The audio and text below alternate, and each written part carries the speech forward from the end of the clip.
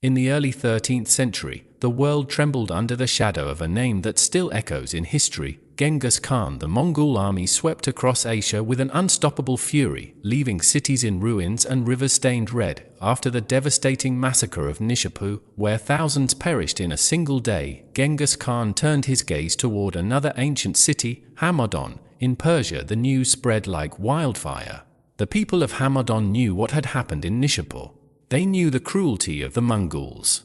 And so, fear gripped every soul. Every face turned pale, every household whispered prayers, every heart carried the weight of death. When Genghis Khan arrived, he gave a single terrifying command: gather every man, woman, and child in the open field. The entire city was herded together.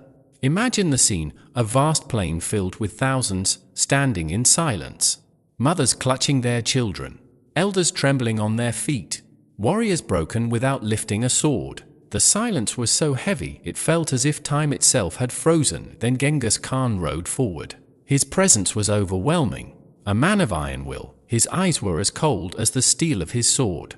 When he spoke, his voice thundered across the plain. I have heard, he declared, that the people of Hamadan are wise. They say you are clever, intelligent, filled with knowledge. They even have a saying about you, Hamadani wa Heknadani, you know everything, and yet you know nothing. The people stood frozen. He continued, so today, I will put your wisdom to the test.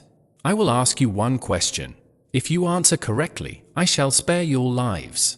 But if you fail, this field will become your graveyard. The silence deepened. The entire fate of Hamadan rested on a single answer. Genghis Khan leaned forward and roared his question: tell me this, have I come here by the will of God, or by my own will? The words cut through the air like a sword. The scholars, the judges, the imams, the philosophers, all were struck dumb. To answer by God's will would justify his destruction. To answer by his own will could provoke his wrath. There seemed to be no safe answer. The people trembled. Mothers wept silently. Fathers held their sons close. The city's wisest men sat together, but no words came to their lips. It was not merely a question of philosophy, it was life or death. And then, from the midst of the frightened crowd, a simple shepherd stepped forward. His clothes were rough, his hands calloused, his face weathered by sun and wind. He was no scholar, no noble, no leader. Yet in his eyes shone a spark of clarity. Genghis Khan fixed his gaze upon him and said, you speak. If I am to hear an answer, let it be from you. The shepherd did not bow, nor tremble. He stood firm, looked directly into the eyes of the conqueror, and with a voice steady as stone, he spoke, you have not come by God's will, nor have you come by your own will. You are here because of us.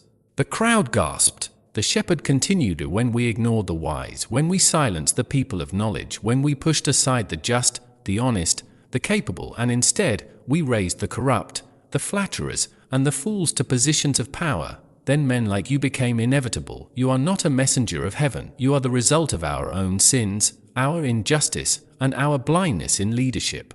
The words fell like thunder. A wave of silence swept over the field. Thousands of people stood still, their eyes wide, their hearts pounding, and then, something no one expected happened. Genghis Khan, the ruthless destroyer of cities, the butcher of Nishapur, sat motionless. His soldiers looked to him, awaiting the signal to slaughter. But he gave none. For perhaps the first time in years, the conqueror was struck silent by the power of truth. The shepherd's words had pierced deeper than any sword, and so, against all expectation, Genghis Khan gave the order to spare the city. No blood was shed. Hamadan was saved by the courage of one simple man. Open book. Whether this story is literal history or a moral parable, its lesson is timeless. Tyrants do not descend from the heavens.